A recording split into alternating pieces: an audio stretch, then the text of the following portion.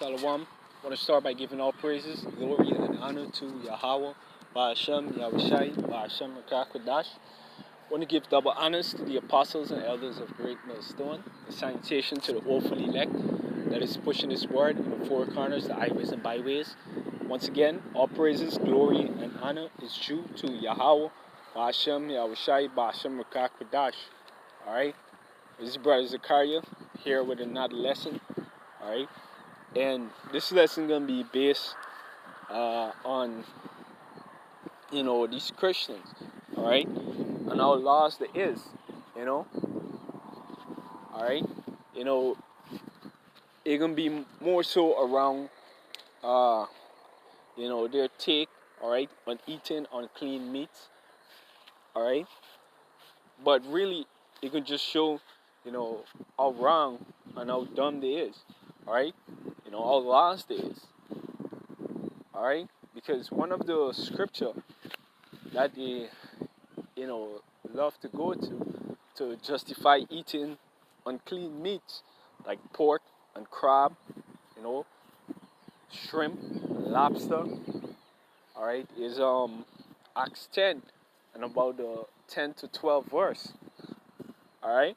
Now,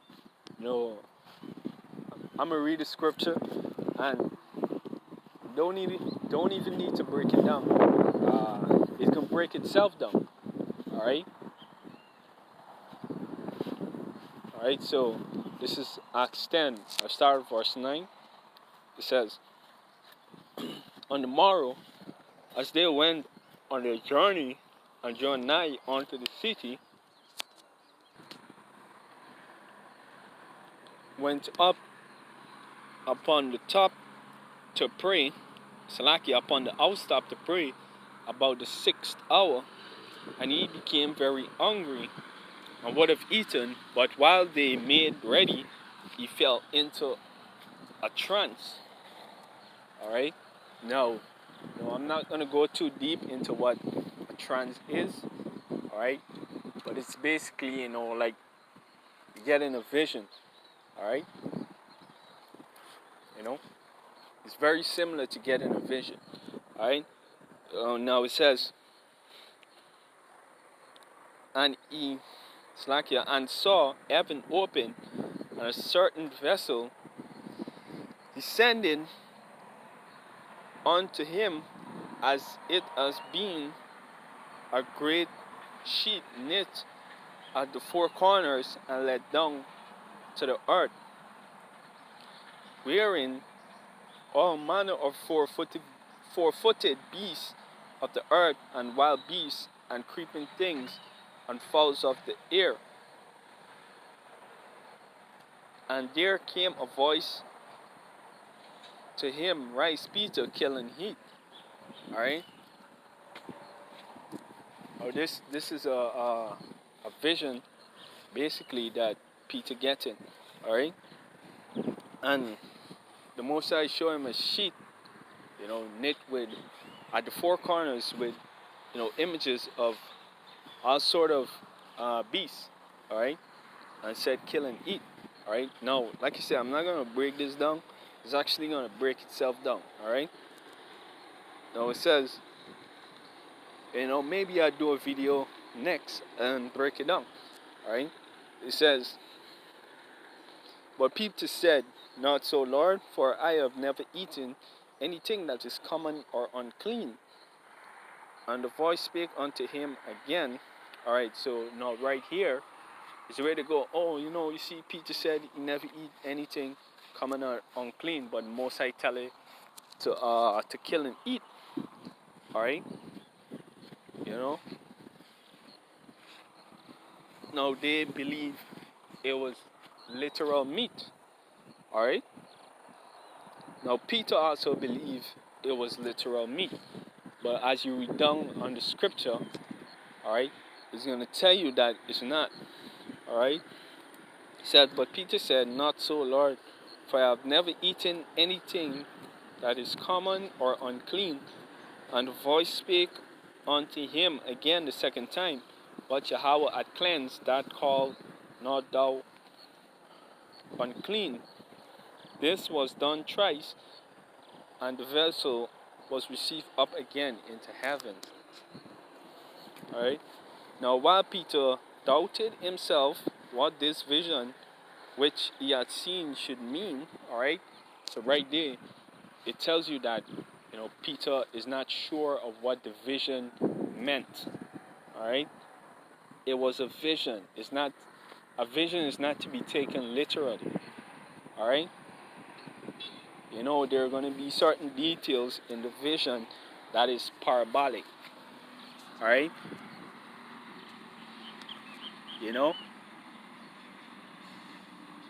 Alright, let me get a scripture to back that up. Alright?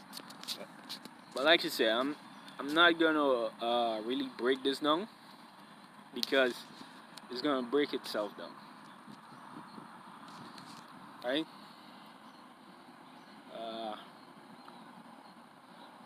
Alright, good. Now this is where you Christians is at, alright?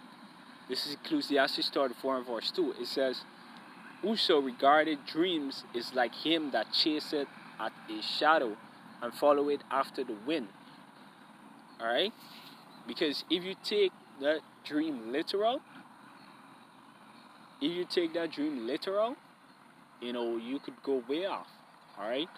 The vision of a dream is the resemblance. Now this is the point. The vision of a dream is a resemblance of one thing to another. Alright?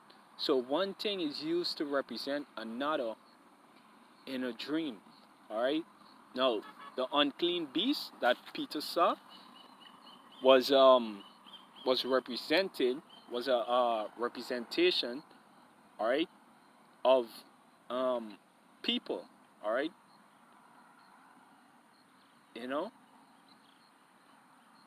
These the Israelites at that point, they were considered unclean.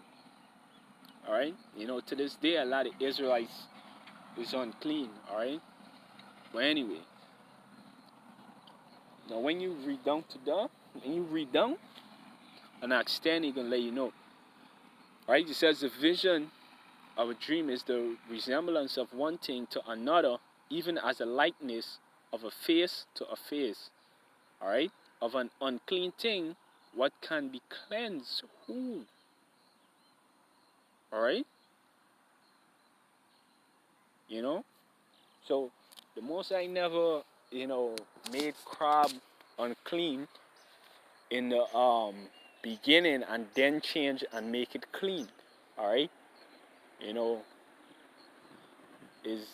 It's not. Alright?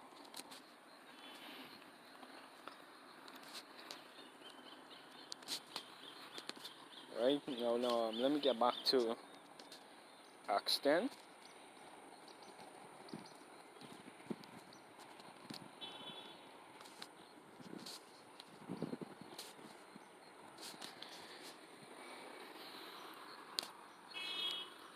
On the advertisements. Alright, so it says,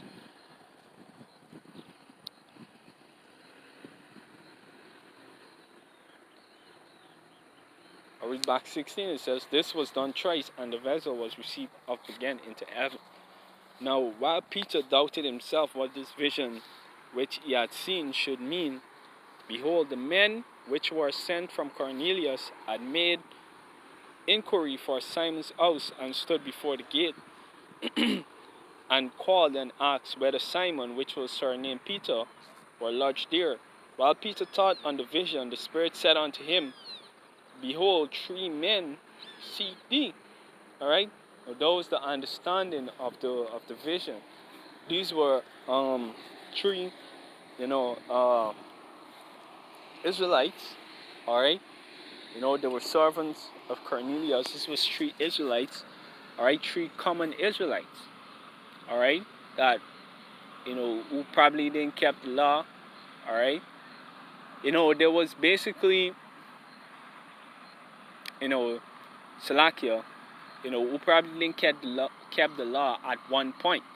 Alright? Until the Most High, came onto them. Alright? Because they were living in Italy, Rome. Alright? they were living in Italy, Rome. Alright? You know? So even though they were Israelites, alright, you know, and they started keeping the law, you know, their attire and so forth, you know, the way they conducted themselves would have been of a, you know, a Roman influence, all right. So to the bare eyes, all right, to an Israelite back then, they would have looked as a common Roman, you know, or a common pagan, all right. It says, while Peter thought on the vision, the Spirit said unto him, behold, 3 men seek thee. Arise therefore and get thee down and go with them, doubting nothing, for I have sent them. Alright? Alright? So the Most High actually, that was the explanation of the dream. Alright? Then Peter went down to the men which were sent unto him by Cornelius, and said, behold, I am him who ye seek. What is cause wherefore ye are come? And they said, Cornelius the centurion, a just man, and one that feared Yahweh, of a good report among all the nations of the Jews, were warned from Yahweh by an holy angel to send for thee into his house and hear the words of thee. Alright? And that was the vision. Alright? The Most High was just letting him know that these men, alright, that was considered common, was coming to him. Alright? You know? Alright? Alright, I'm gonna get a little bit more on this. It says, Cornelius the centurion, a just man, and one that feared Yahweh, and of a good report among all the nations of the Jews, was warned from the Most High by an holy angel to send for thee into his house to hear of thy word, to hear words of thee. Alright? Now, I'm gonna jump down a little bit more. Alright? Now, I'm gonna say one thing. Alright? In order to understand the scriptures, alright, you gotta understand the history as well behind the scriptures. Right? You know, Apostle Tar always said, in order to understand the mystery, you have to know the history. Alright? Now, what was going on at that time is that a lot of Israelites, all right, first and foremost, was scattered in the 4 corners of the earth, all right, which was the representation that was on the sheet, knitted at the 4 ends, all right. You know, believe it or not, but you know, like I said, I'm not going to break this down much. The second thing is that, you know, these Israelites, all right, these Israelites that was in Italy and Rome and so forth, etc., they was actually considered common or unclean or heathen or Gentiles, you know, by the Israelites that was in Jerusalem, all right, by the Israelites that kept the law, that knew the law and so forth. They considered their brethren that didn't do the things that they did as unclean. Alright? Alright, so don't get it twisted. This is by no way talking about meat. It's not talking about actual meat. Alright? No. I'm going to jump to the point. Alright?